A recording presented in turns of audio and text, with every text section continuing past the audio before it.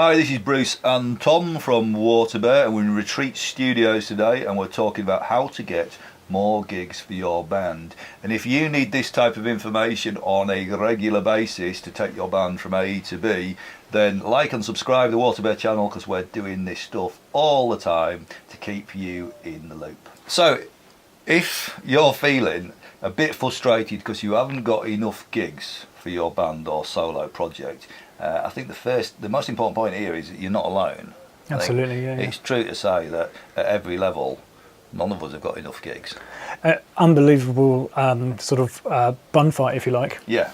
Everyone's after the same thing all of the time. Yes. So it's about separating yourself from that. Exactly. And if I look back to the rising stage that we instigated at Rambling Man Festival, the reason we did that, I was in a band called Colour and Noise, we just couldn't get any festival gigs. Right.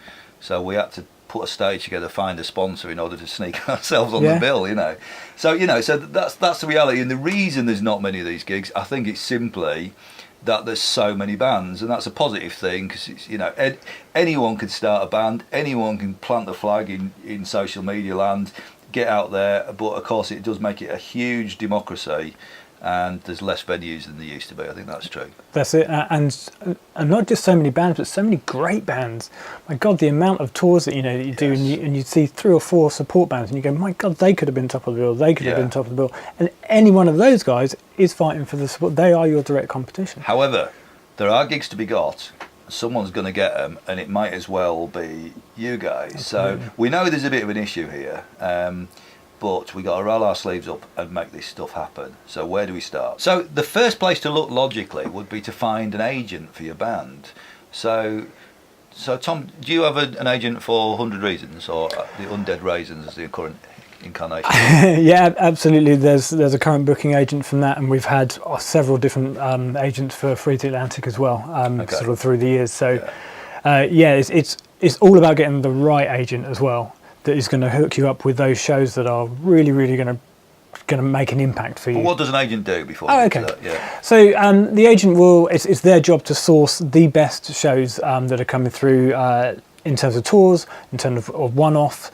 Those shows and those opportunities will pass through their desk before they pass through yours. Okay, yeah. And somebody else who's sort of thinking, they'll see the advert coming up and they'll go, oh, it'd be great to get on that. It's already booked up. It'd be great to get on that. And that's because some booking agents doing their job properly, and they're getting their bands on there first of all. And I think it's also important to make a distinction between the promoter and the agent. So the agent puts together a tour or even a single date. That's their job to kind of broker that deal. They sort out your fee, and then the promoter actually sells the tickets. So it's 2 separate roles. However, let's just take a step back a little bit, because the Undead Raisins and Freezer Atlantic are well-known bands, so they're going to be able to get an agent. I know that if the established agents are inundated with new bands, so point 1, how can we make ourselves attractive to be added to an agent's roster, and what are we going to do if we just can't get a result there? Well, personally speaking, and this is only from my experience, every single agent that I've ever worked with has always been through a live context. Right. Or only ever met the agents at a gig, basically, and they've been to the gig and they've come to see it. Either we've invited them, or maybe they've been there by chance because you're at the shows in London, etc. And that's where the conversations happen. Or we're doing this tour, we're doing these shows. Come down, check us out, and that's where the conversations happen. Not over the phone, not over email, face to face at the shows. That's from my perspective. And probably they've been impressed by the live show and the quality of it. And that's it. They've come up at the end and gone, okay, we'd like to work with us. Right, there's a chicken and egg situation. Yes, I know where you're going with it. We need to play live in order to get someone to help us play live. Okay, so let's hold that thought. That's a good point. Yep.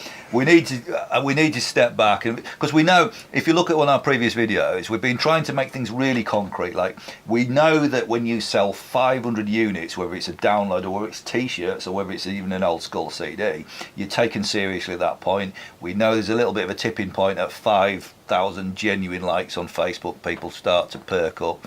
It's not hard and fast rules, but it's just a kind of guideline in the sand. That I think the biggest challenge is getting to that point.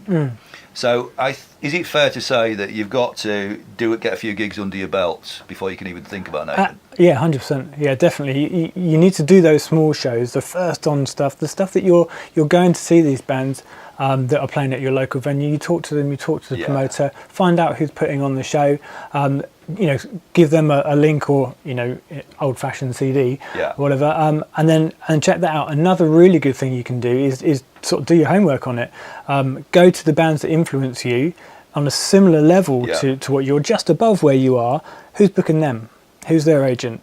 And then inform them of the stuff that you're doing. Come down, check us out. We're doing this stuff. So there's the real grassroots stuff you can do. Then the level above, and then if you're good and you're killing it every night, there'll be conversations following up. Well, it comes down to the secret of the music business really is that this stuff's a little bit hard work and it puts off most people. So you got to roll your sleeves up, ring the venues, book your own gigs. Don't be afraid of being your own agent and your own promoter. One of the WaterBear members of staff, Terry Chapman, who teaches on the music business course, she found it difficult to find the right agent and just took the plunge to do it herself. Now, her band Massive Wagons charted this week at 16, and that's off the back of the live shows that they've organised themselves. And they've taken the view that they don't need a promoter, even at that level where they're in the top 20. So go back to, accept that there's work to be done here. Ring the venues, find out who books the bands. And I think you have to be prepared for a strike rate of about 10% at best. So 10 calls for every 1 result. That's just life. The way it is. Get yourself in a venue, play a gig, and networking with other bands to try and blag on a third on the bill in your local town. That's it. So your local scene is really important. And talk to everybody at that gig. Talk to the promoter, talk to the people that booked it in the first place, talk to the sound engineer. Get to know everybody at that show. Be really nice to everyone all the time. Goes an awful long way. It really does, It really does. And from, like I say, be good. Make sure you got your act together. And then from there on, you're looking for the next thing, And in terms of networking, your local rehearsal studio will often be a hub of networking opportunity. So in Brighton Small Pond, for example, put on a lot of gigs, including the festival, a lot of cool bands there, other rehearsal studios as well. That's where you will meet a lot of the bands that you want to be on the same bills as. But what would we do if we weren't 18 yet and we couldn't play pubs and clubs? Where would we start there? So you can look at all ages shows and promoters and venues that will do that, and there are quite a lot of them out there. But again, it comes to talking to doing a little bit of research beforehand. What shows can we or can't we get on?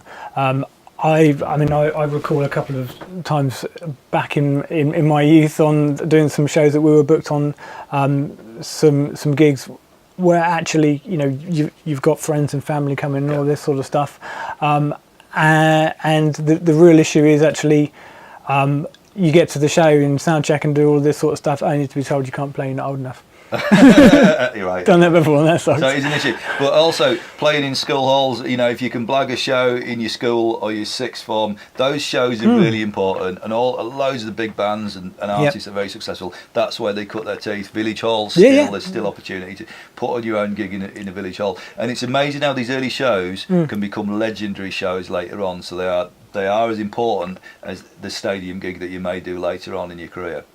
Yeah, because it's setting you up for all of that, and it could be a local festival, local fete even, or whatever. But it's an opportunity to test out that material, to get some feedback from the crowd, and sort of be vigilant about it, and take what you want from that show, and then you can tweak that as you then start coming up the ranks to the next thing. And the thing that will make this whole process easier, that will get you gigs quicker than you can imagine, is actually being a brilliant band. So go back to the video that we made about putting a live set together, and again, if you're demonstrably better than the competition, you will get the gigs. So to summarise, here's 3 tips from Bruce and Tom at WaterBear on how to get more gigs for your band. Tip number 1, do not be afraid of the DIY route. Roll your sleeves up, establish direct links to the venues, to the other bands on your scene, make the calls, book your own gigs, and then promote them. And when you play the show, be brilliant.